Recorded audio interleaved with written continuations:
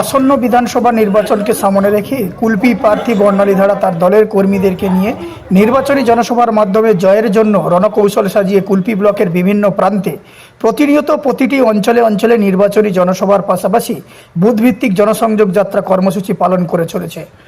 আজ দক্ষিণ চব্বিশ পরগনা জেলা ঢোলা থানার অন্তর্গত চণ্ডীপুর গ্রাম পঞ্চায়েত এলাকায় বিভিন্ন জায়গায় প্রার্থী নিজের পায়ে হেঁটে গ্রামে গ্রামে ঘুরে দিদির বাস্তবায়িত উন্নয়ন প্রকল্পগুলি আলাপচারিতার মাধ্যমে মানুষের দুয়ারে পৌঁছে গিয়ে জনসংযোগ করলেন।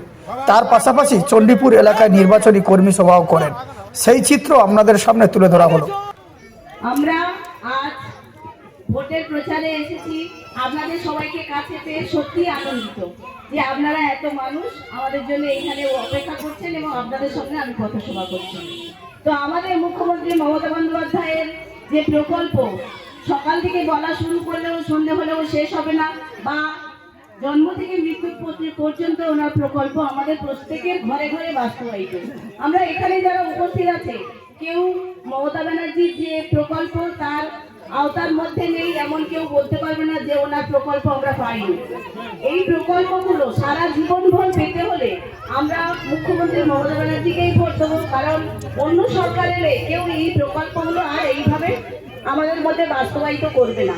ওই জন্য আমাদের সবাই উচিত যে ওনার প্রকল্প, বিশেষ করে মায়েদের লক্ষ্মীর ভান্ডার, কন্যাশ্রী, রূপশ্রী, এগুলো তো বন্ধ হবেই। তাছাড়াও যা যা প্রকল্প বার্ধক্য ভাতা থেকে আরম্ভ করে সবকিছুই বন্ধ হবে যদি বিজেপি সরকার আসে। সেজন্য আমাদের সবাই উচিত তৃণমূল সরকারকে আবারও ক্ষমতায় আনার।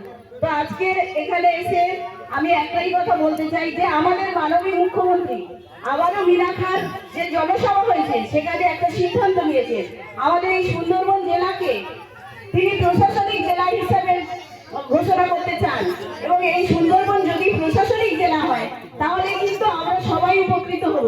সেই জন্য আমাদের মাননীয় মুখ্যমন্ত্রীকে আমরা কৃতজ্ঞতা জ্ঞাপন করছি। তিনি ভেবেছেন আমাদের সুন্দরবনের মানুষের কথা, আর সুন্দরবনের মানুষের যে মাছ উৎপাদন করে এবং ইলিশের জন্য সুন্দরবন অনেকটা এগিয়ে আছে, তিনি আমাদের কথা ভেবেছেন এবং তার সঙ্গে আমরা অবশ্যই থাকবো।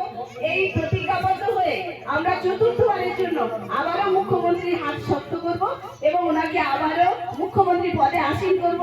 29 তারিখে আমরা জোড়া ফুল চিহ্নে ভোট দেবো এবং আমাকে আপনারা বিপুল ভোটে জয়ী করবেন, এইটুকু আশা রেখে আমাদের সবাইকে আবার ধন্যবাদ জানিয়ে আমার ছোট্ট বক্তব্য শেষ করছি।